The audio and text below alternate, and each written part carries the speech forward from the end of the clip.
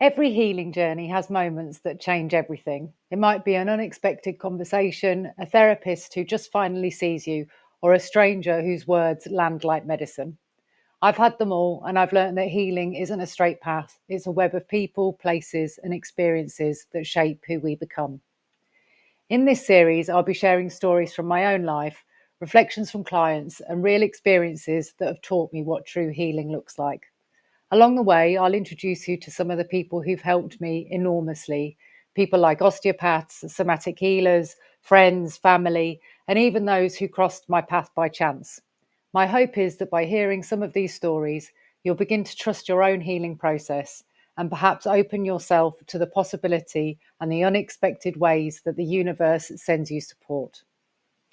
This healing stories, real voices, real experiences, and the reminder that none of us heal alone.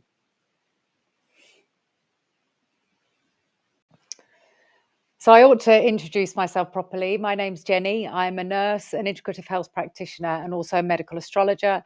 And I'm one of the co-founders of the Barefoot Healers with my colleague Bo.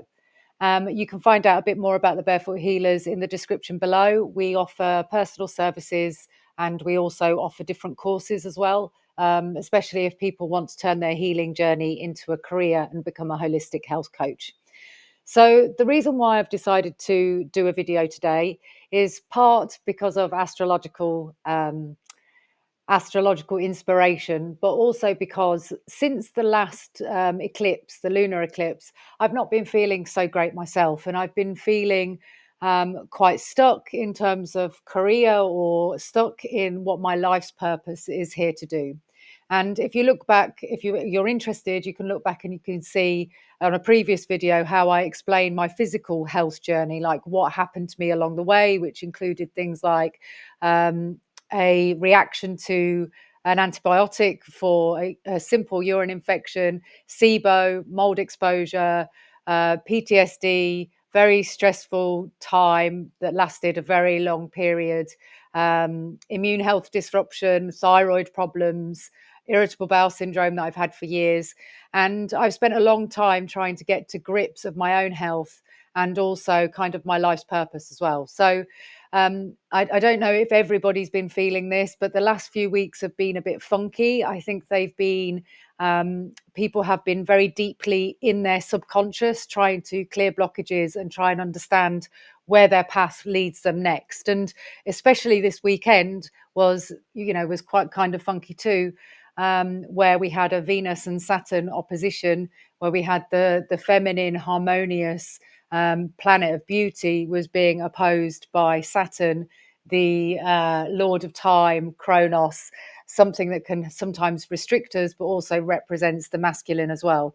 So I was laid in bed on Saturday night and I was thinking about how I can use my voice to help people and also to just start expressing myself a little bit better. I'm a Virgo sun. I am very Mercury led in my chart. I like to communicate. I think I'm quite good at it. And I also think that I can help people uncover things about themselves to help them move forward. Now, a lot of my focus in the past few years has been on physical health. I had very conventional training. I was trained as a critical care nurse, and I was a critical care nurse for many years. Then I worked in nurse recruitment for a little bit, and then I got sick. And then I had to try and understand, like I like to do, what was going on with me and what were the main problems that I was facing. And then during this time, I took some extra training in nutrition. I also then started my integrative health training and I did lots of things like gut based testing, hair mineral testing, looking at nutritional deficiencies, trying lots of different supplements, trying lots of different modalities. But the real change in me has come through understanding my own emotions, understanding my triggers, how that represents in my physical body, and also kind of speaking my voice and speaking my truth. And that definitely is a block with me. And part of that block, I understand, is that I have a fear of being perceived or I have a fear of making mistakes. And and I'm very good in a one-to-one or a group situation. I can express myself very well and I feel quite confident. But putting myself out there on the internet to for other people to judge and to view has been a particular block of mine. But I have a driving urge that I need to do it. And the reason why is because so many people are struggling right now, and so many people's nervous systems are really dysregulated.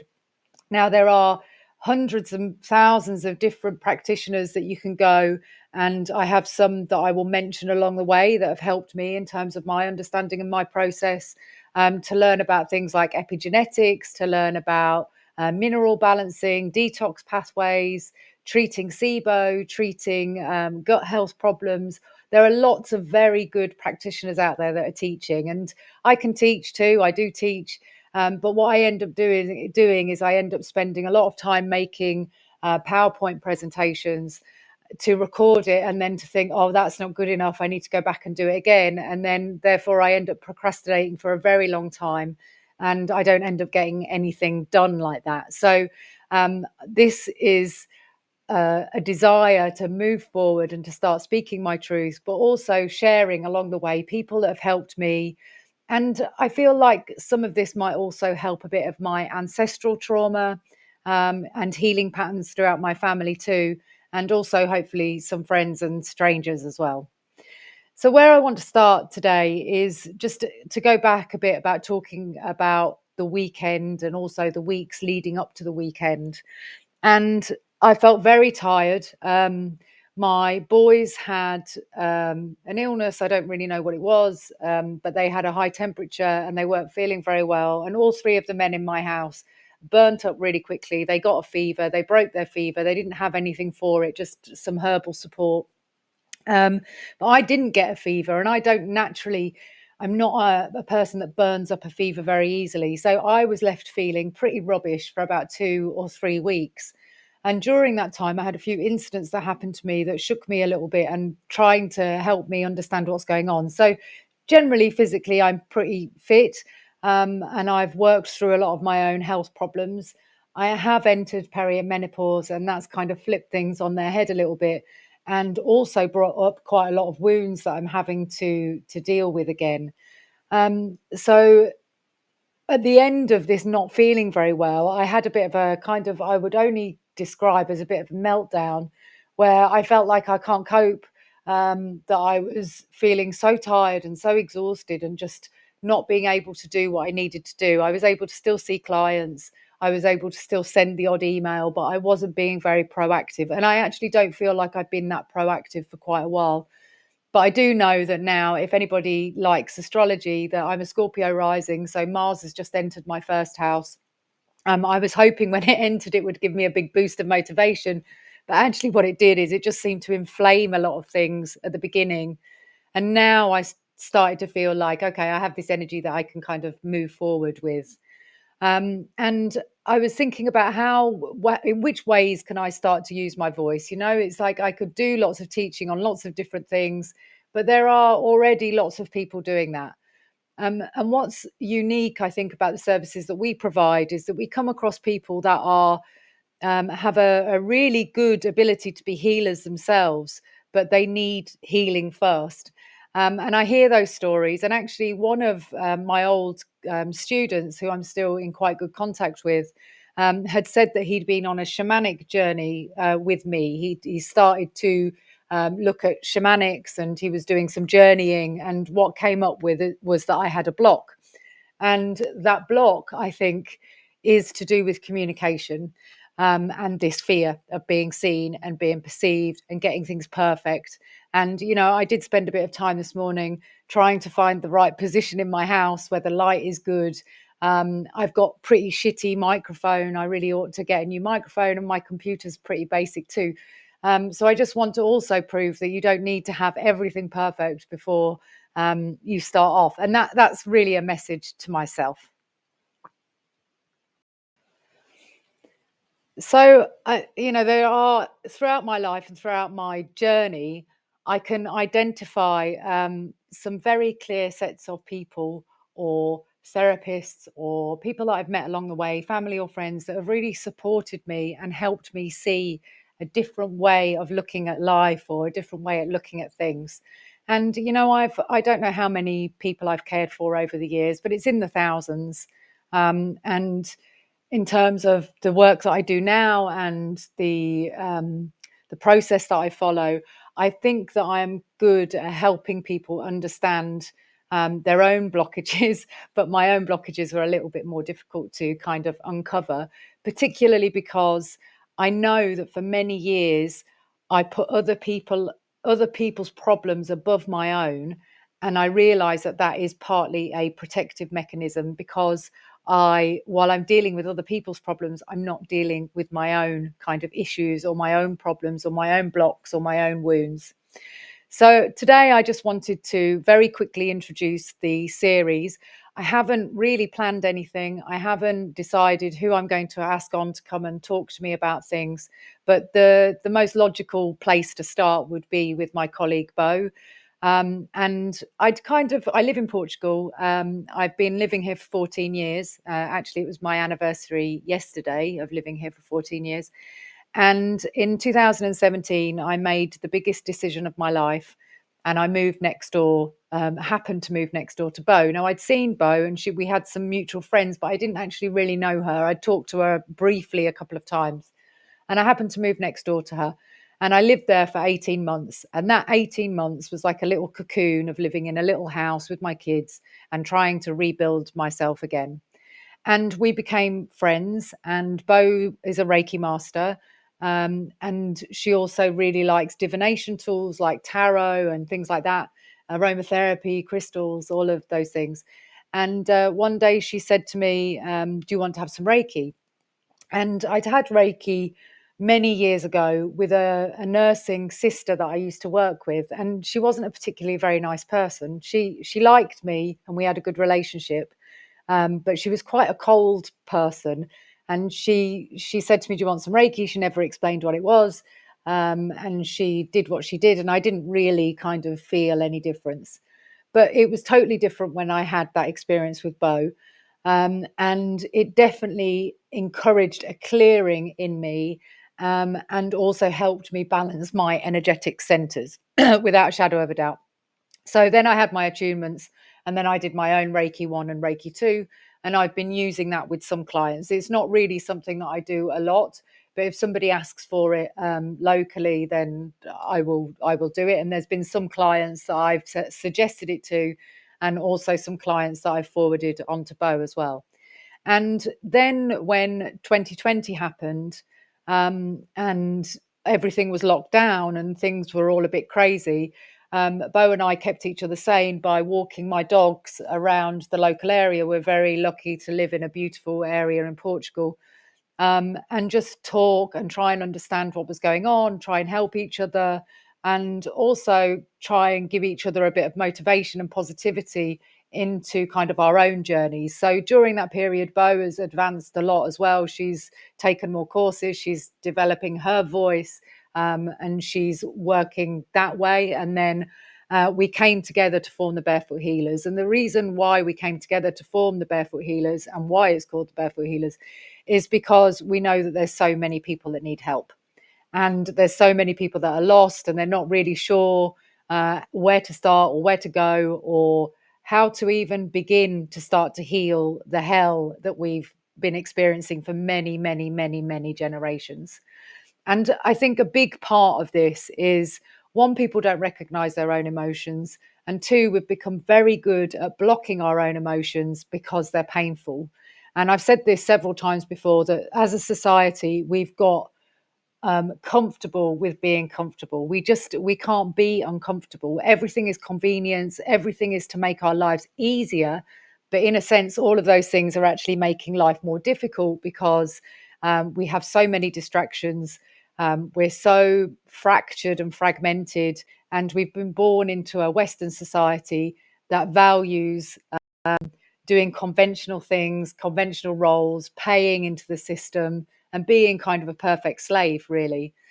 So Bo and I developed the Barefoot Roadmap, which is a course for people to go through that covers lots of different things to do with healing. So the very first stage of our Barefoot Healers, for example, is called Body Consciousness. And that's all really about having more awareness in your own body. And this was demonstrated to me quite personally recently. So I haven't had a holiday for 5 years, and I live in Portugal. And yes, we get much more sun.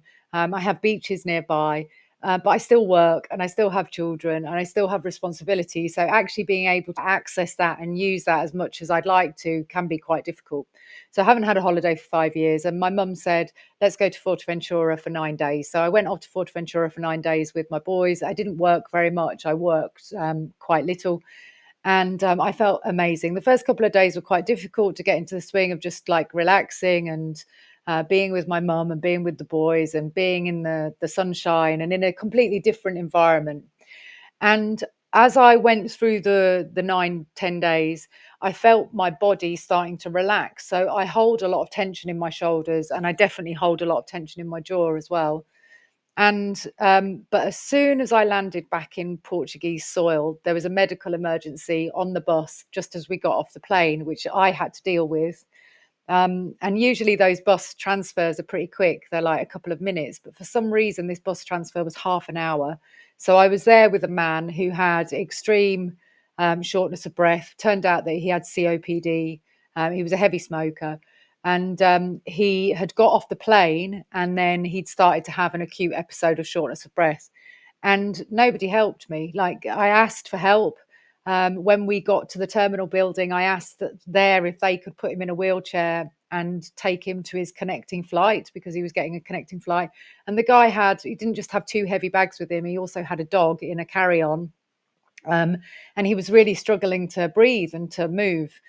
I heard his whole life story while we were on that bus trip. He'd had a very stressful period, very stressful event. And so I'd asked the first person to help me. They said, no, we should have booked it before he got on the plane, which obviously is crazy. One, I didn't know the guy. And two, he didn't know that he was going to have a medical emergency as soon as he got off the plane.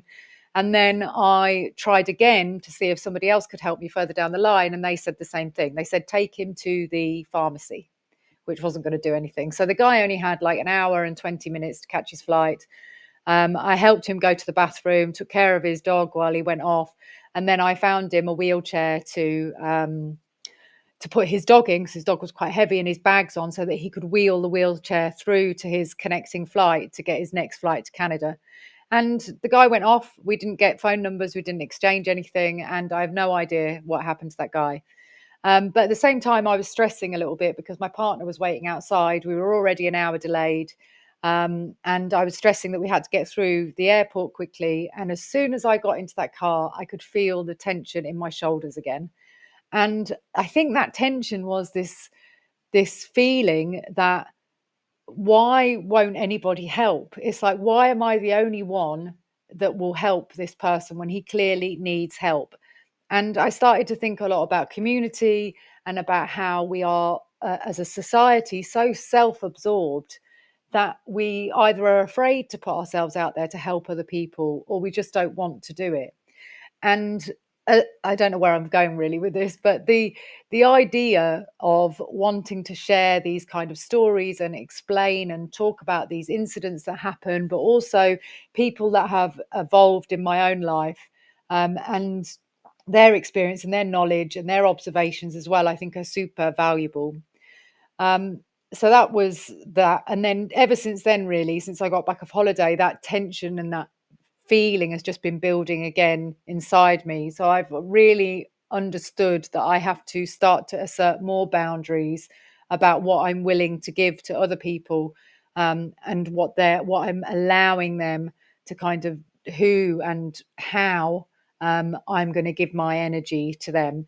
And I will always, always try and help somebody. I'm not somebody that would step over somebody that collapsed. I would absolutely try to help them. And this situation has happened to me many, many, many times, not in the hospital, outside of the hospital, where people that have had crisis have just appeared in front of me, and everybody else just kind of turns away and decides not to help. So going back to people that have helped me throughout the way, there are some really interesting people I'd love to get on to speak to me and to be interviewed by me about their own experiences. And they are not reduced to just people that I actually know physically. I'm also going to try and get hold of people that have changed my perception or my perspective on life, via reading books, watching YouTube, interactions on social media, that kind of thing, because there are so many people along the way that will have impacted you, whether you understand it or not. And of course, our main caregivers, our main kind of inner circle, have a huge impact on the way in which we live our life. But sometimes it's strangers that say one thing to you, or sometimes it's someone that um, tells you something else that just makes you frame something differently and helps you through the healing process. But collectively, I think we are head first into a healing process of healing generations upon generations. And there are so many different modalities and ways in which you can help you do that. So just some like name drops, and then hopefully I can get them on the show. So I've talked about Bo. My entry into astrology came via a few different people. I had tarot readings done when I was about 19 by a patient, which really made me think. I also saw a clairvoyant who was spot on. So I've always been very open to the more esoteric, spiritual kind of processes. I have two very good friends that are astrologers, and their guidance and their experience and their knowledge of astrology not only helped me navigate some really difficult times, but also um, sparked an interest in astrology myself. So I will definitely talk about medical astrology and astrology at some point during the way. And I really hope to get Louisa and hopefully Gina. They're two people that live locally to me who are very experienced, very good people, and very good astrologers as well. If you want to check out Louisa, she has a YouTube channel. She's called Feel Good Astrology. She also has a community, but she puts out some really nice, grounded, inspiring astrology content, not based on fear, not talking about world astrology very much. It's very much talking about personal astrology. Um, then I had like over my life, I've come across two excellent osteopaths. One that saved my child when he was like full of colic. And also she helped me enormously because nobody else was listening to me at the time. I was on my knees. My son had really bad traumatic birth, and afterwards he was very colicky, and she saved my sanity. So my belief in osteopathy came from that moment 17 years ago. And then since then, I've been very lucky to find another osteopath locally who is a consummate professional. I pushed loads of people towards him because he has sorted my back out, my shoulders, and my sinuses out on numerous occasions. So I absolutely have to give credit to him. And I don't know if it's something that he would actually want to do, but hopefully I can get him on. Then I've had different massage therapists. More recently, I had a somatic therapist who she was wonderful. And the beginning was a little bit uncomfortable with the process that we were doing, but she really helped me an awful lot. So I'd love to get her to come and talk about somatics. Who else? I'd like to get some of my family to come on and talk because, particularly on my mum's side of the family, we've got a very long history of illness and ancestral trauma and mental health problems that have evolved over the years. And I am absolutely certain that a lot of that does have to do with trauma, particularly down the female side of things. And I'm incredibly lucky to have a wonderful family. We all have our issues, but they're interesting, they're quirky, they're individual, they've had their own stories. And I think some of their stories are super powerful. So I have one sister who's overcome addiction, and she's now working with addicts. I have another sister who's a paramedic. I have another brother as well. I have a brother too who's a successful businessman and supplies fruit to lots of people around the country. And he's also single-handedly trying to solve the depopulation problem and has 5 children. So, and then I have some very interesting uncles, aunts, people that have had struggles but have maintained their closeness as a family too. My mum has had her own pretty difficult story. My dad has achieved huge amounts in the world of business. So I've had a very inspiring kind of close family too.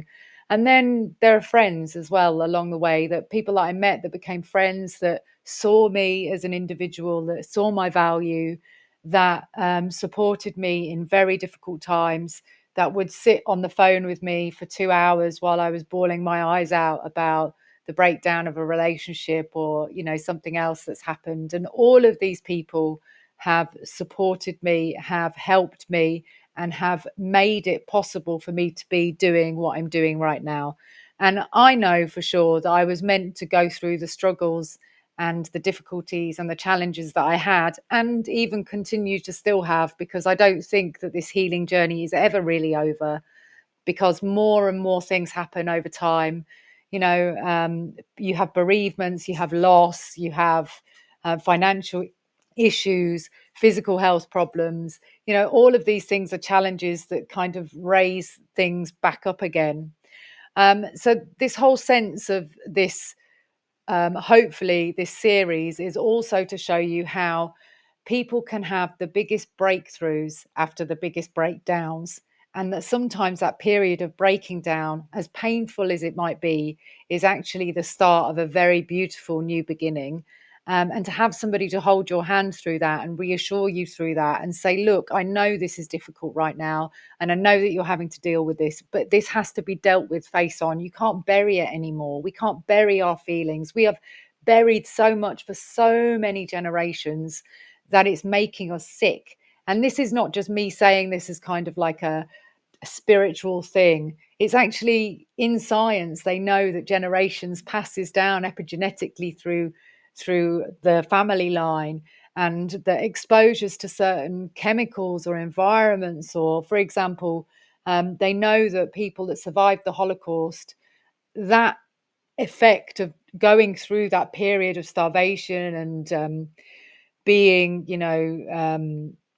being locked up, and all the death that happened during the Second World War, that has shown in people's stress response for generations down the line. So we know that that's a very set incident that they've looked at with the Holocaust.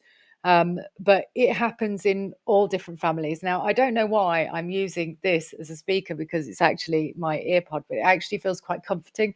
And I don't feel quite so exposed. So I'm going to continue to use my ear thing as a as a speaker. And now I've lost my train of thought. But I see it all the time with clients. So when clients start working with me, we look at lots of things. We cover lots of things to do with your physical health, your physical symptoms, what might be causing that, whether there's anything that we can look at in terms of optimizing kind of your physical health. But the real work comes from the emotional and the psychological work that you do. And to do that, first of all, you have to get your nervous system in some degree of regulation. Then you have to start recognizing your own triggers, your own emotions, your own behavior patterns, the way in which you were pre programmed from a child, and how you show up and respond to the world. And I am a very big believer that we are all here for a reason. We all have a purpose, every single one of us. We all have challenges. Some are more difficult than others. Some people seem to sail through life. And the ones that have the challenges and come out the other side are the best healers that we have in our arsenal to be able to try and heal the planet collectively. Another thing that I do also absolutely believe with is that we are going through right now a huge shift in consciousness and a huge shift in humanity. And those that are very sensitive and very aware have probably been thinking that for quite a long time. And it doesn't seem to be moving as quickly as maybe we possibly wanted it to. But to collectively shift, we have to individually shift. We have to change our own perspectives. We have to heal or integrate those things as part of ourselves and start believing that things can change. And I have absolute faith that when individuals change their own life, that collectively and societally, we will also change. And I think that's probably a good place to leave this now. So I'm going to try and catch up with Bo this week, and we can talk to each other about how we might have helped each other, what ways have helped the most, and just get people talking about their own healing journeys. I think will be really, really valuable. There was one last thing I wanted to say. And also the other reason why I wanted to do this was because, like I said at the beginning, I was feeling pretty funky and pretty stressed out the last few weeks. And then I had this overwhelming feeling of showing gratitude. And I do show gratitude in day to day life. Like I tell people all the time, I thank them and I say I appreciate them. I even, when I'm having a shower, I think to myself, I'm grateful that I've got hot water. I'm grateful that I sleep in a comfortable bed. I'm grateful that I have my children and they're healthy. Things like that. I'm grateful. But actually, what we don't say enough, I think, is really how people have changed our perspectives or how people have really helped, whether it was just one word, one hug, it was just the words, I hear you, I see you, or whether it was an actual therapist or a doctor or somebody that helped you along the way. Expressing that gratitude will just help move this whole conscious shift along. So I want to say to anybody listening, I'm super grateful for you for listening today, listening to me ramble on. Sorry. Oh, look. Look at that. It's stuck. Oh my God. Why did that happen? Anyway, I'll start again. I should have brought water with me. Apologies for that. As soon as I started to talk about expressing gratitude, I started to cough quite a lot, actually. And I didn't bring any water or any tea up with me or anything.